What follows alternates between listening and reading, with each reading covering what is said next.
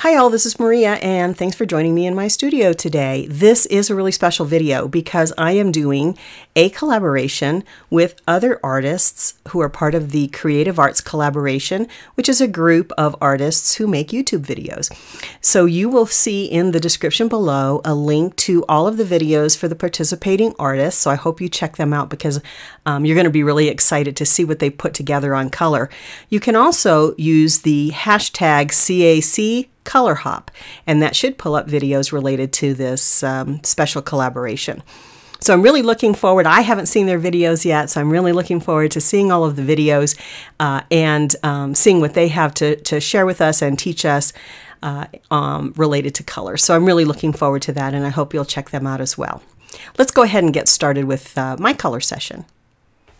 Hi all, thanks for joining me in my studio today.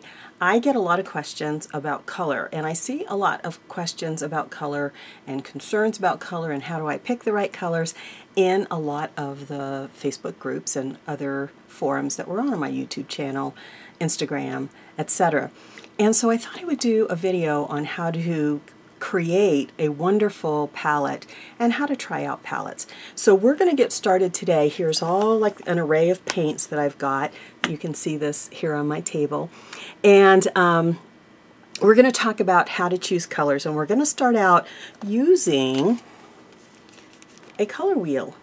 And I think those of you that have been doing art for a while, or even have forgotten this from back in the day, this is a low-tech way to help you choose colors. And actually, I find it to be quite nice to be able to use this type of a color wheel to help choose color palettes.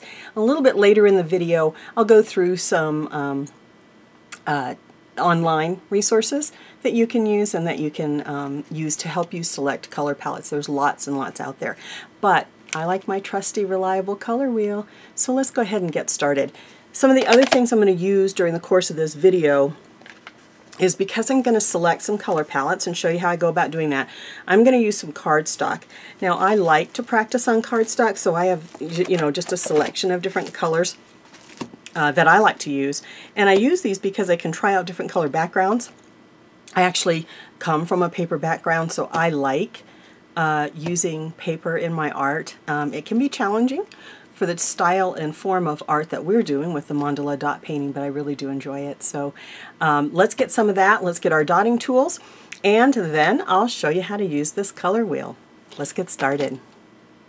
The first thing I'm going to do is I'm going to actually start sorting my colors. So you can see here that I have just a whole array of colors. The first thing I'm going to do is take out white, black, and gray. And in color mixing, we use black to shade a color, white to tint a color, and grays to tone colors. So I'm going to go ahead and take those out and get those off to the side. So I'll just start picking out those colors.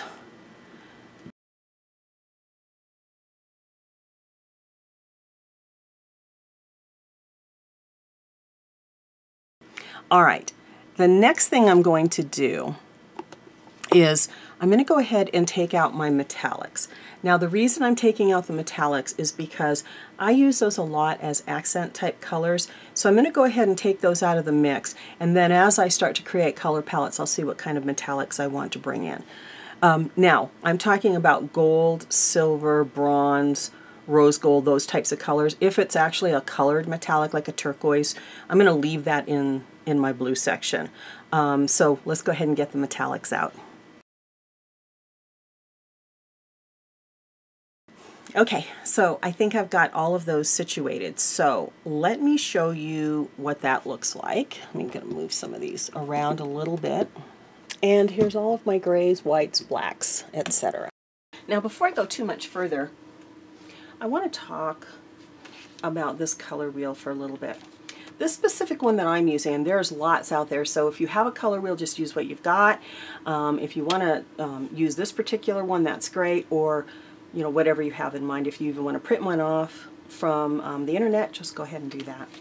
This one is called the Pick, Point, and Match Rainbow Color Selector. The reason I like this one is it has these cutouts. Let me put it against a white background so you can see it. It has these cutouts. So you actually place your color in this little cutout. And then the way this works is it's got a series of indicators here.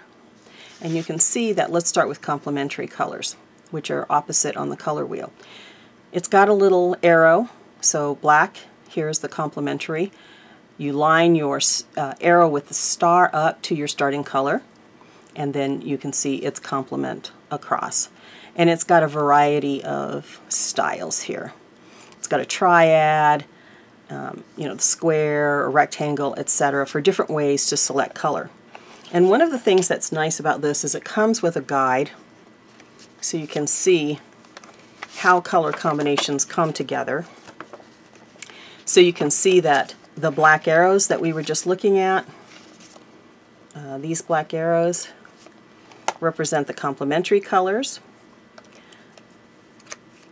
The red triangle represents triad. The orange, we would just move that around so that the star is pointing towards our primary color, or our first color, any color really, whatever you want to start with, forms the split complementary.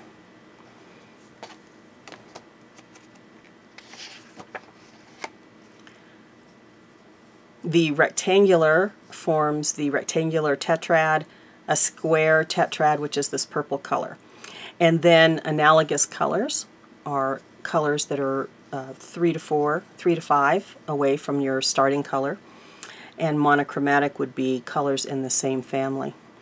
This particular one, in addition to having this square so that you can match up your colors, has various shades and tints of the color in this little section here.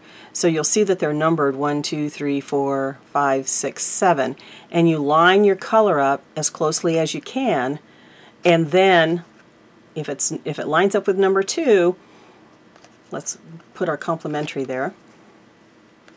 If it lines up with number 2 as an example, you would come over here and choose something in a similar tint or shade and line it up with number 2.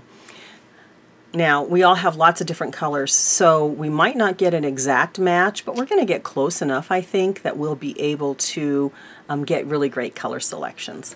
So before I get started with actually picking colors, I wanted to share with you the color wheel, and now I'm going to go ahead and organize my colors. So let's do that.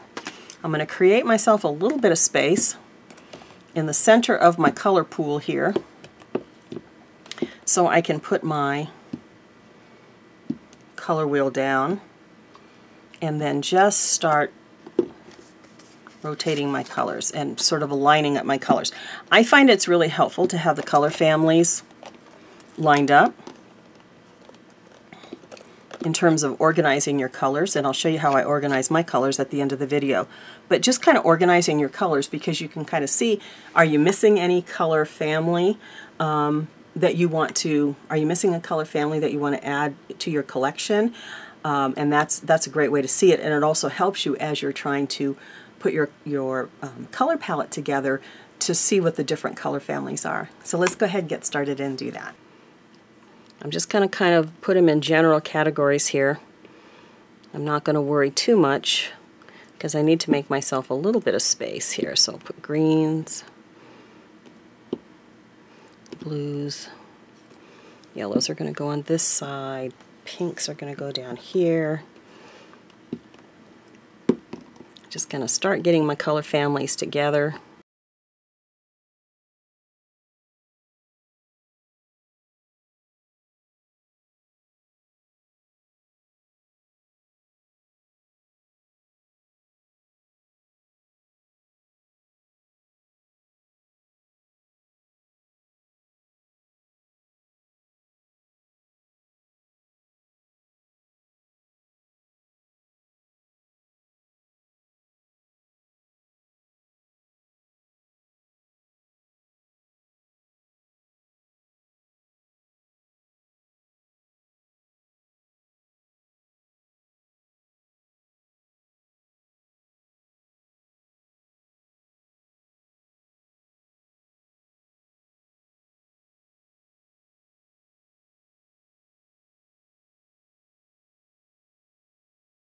Okay, I've organized everything. I've got everything set out in my color families to the best that I can. You know, there's a little variance.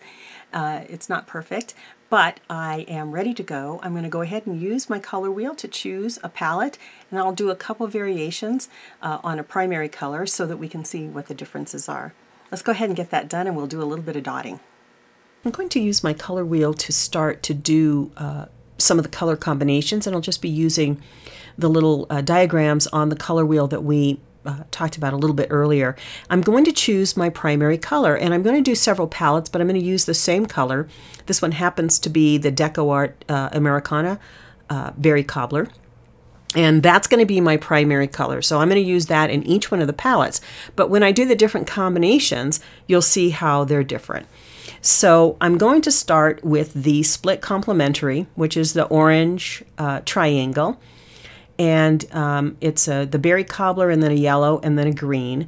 So I'll just start sort of putting it against my colors. You see I'm looking at the yellows there to see if I can find something close. Now, I'm not going to find in what I have, I'm not going to find an exact match necessarily, but I think I can come fairly close. So here's a couple of choices. I think I've got a bright yellow and a cad yellow here. I'm going to go ahead and choose the cadmium yellow, and then I'll look for a green. And just give you a little look at the greens, and we'll sort of kind of do some selection here against the different greens, and I'll try to find one that matches. And you just keep kind of moving it around. I ended up choosing holly green. And so here's what it looks like on the color wheel. Again, this is the split complementary. And these are the colors, the berry cobbler, holly green, and cad yellow. So that's my first color combination. I'm going to move on to the next color combination, and I'll be using the triad, which is the red triangle, a little wider, and you can see that I start again with the berry cobbler. That's my primary color, and then I've got a sort of yellow-orange and a blue. So I'm going to look to see what kind of yellow-oranges I can find, sort of a deeper orange, more of a, you know, I've actually chosen an ochre, true ochre color. And then I'll go over to the blues and see if I can find something that matches up with that blue. Just keep moving your color wheel around until you find something that's close. What's nice about this is when you're using combinations is you're actually going to use the paint that you have. Sometimes if you're out looking for a predefined color palette, you have to go buy those colors. You may not find it. So this is a nice way to use what you have. So I ended up with 3 colors, the berry cobbler, true ochre, and a color called Laguna. So here's a close-up of the triad. Here's what colors look like on the color wheel. And then here's the colors that I actually used. Berry cobbler, Laguna, and true ochre. Now the last combination I'm going to do is the square tetrad, and that's the square purple. Again, berry cobbler is my primary color, and I'll just start moving it around till I can find the colors that I'm looking for. This is kind of a blue-gray, sort of a deep blue.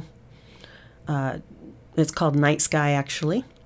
And then I'll go over and look for a green. I'm looking for a little bit brighter green. And then I'm sort of in the orange kind of category there.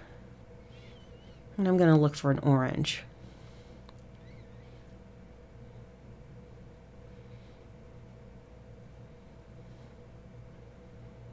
And I end up choosing that orange. And here's the color combination on the color wheel. And then the colors I ended up choosing were berry cobbler, apple green, orange sherbet, and night sky. Now that I've got my color combinations, I'm going to actually dot those using those 3 color combinations, and I'm going to dot on a black background, white background, and then a kind of a forest green. So here I go, putting down my first dot. I'm only going to show the dotting on the black, and then I'll show you what it looked like on the other backgrounds. That's what's nice about the cardstock, is that you could try out different colors on the background. It really does make a difference. So I've got that berry cobbler down, and I'm just going to dot around it with the holly green. That's really Christmassy. But now I'm going to be adding a yellow. And so let's see how that might change it up a little bit.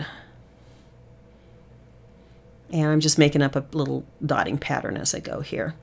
Yeah, so that definitely takes it out of the Christmas category, and here it is on white, a white background, same colors. And then here it is on the green, the little bit of forest green. Now the next combination was the triad, again with the berry cobbler. This is yellow ochre, and then Laguna.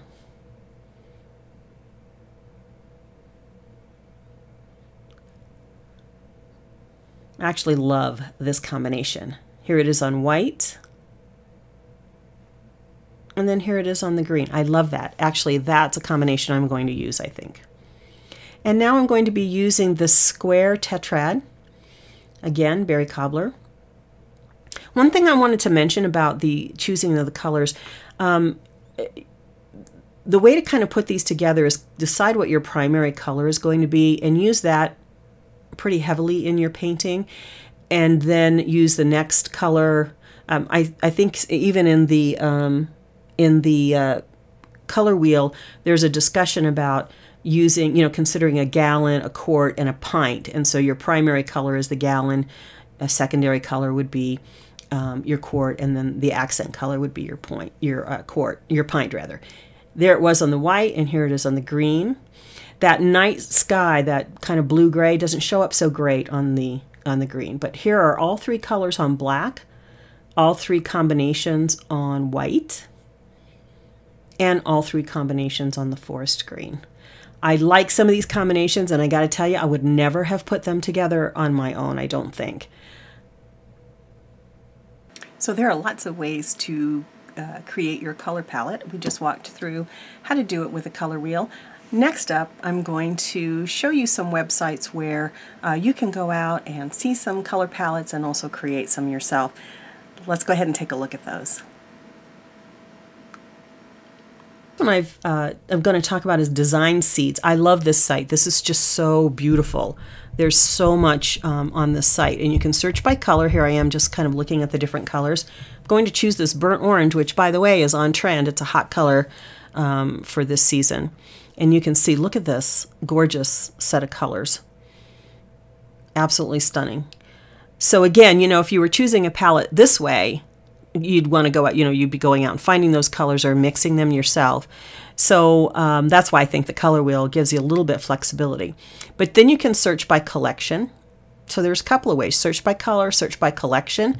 The next site is colorpalettes.net.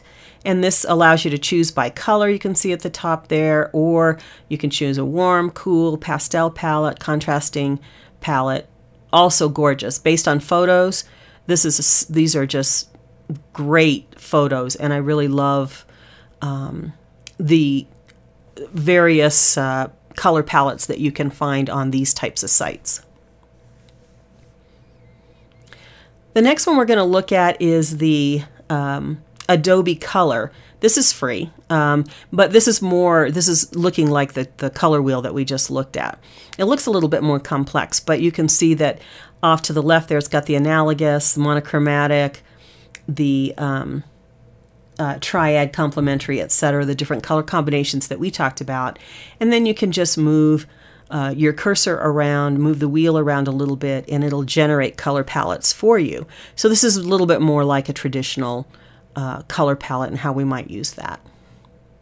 So these are great options, I think, for an alternative to a color palette and something you could use online. Well, I hope you all enjoyed this little session on choosing color, a little bit of color theory. I hope that it helps you. I love using a color wheel, so use that if that's your preference, or do use some of the online resources, whichever works best for you. I was a little surprised at how some of the color combinations changed as we moved around the color wheel. Let me know which were your favorites. I actually had a favorite. I liked them all, but I think the triad, I'm looking at it right here, I think the triad, this one right here, I think the triad was actually my favorite color combination. A little surprising because I don't know that I would have chosen those colors just sort of independently looking at my color pile. So again, I hope you enjoyed this. Thanks so much for joining me in my studio. As always, I appreciate you. Take care, and we'll see you next time. Bye-bye.